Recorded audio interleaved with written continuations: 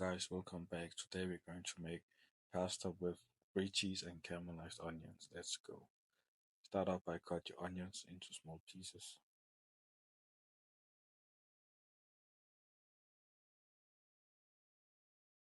Melt some butter.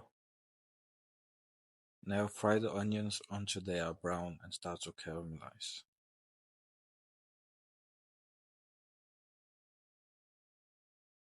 Add some minced garlic,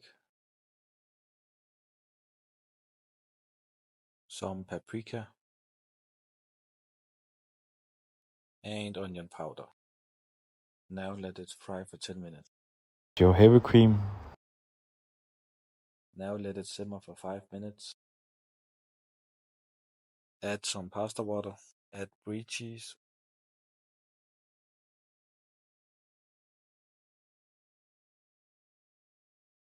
Now stir it around until the cheese is melted.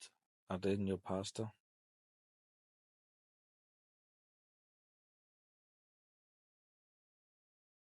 Now stir it around for 2 minutes. And now your pasta is finished. Thank you guys for watching. Enjoy your meal.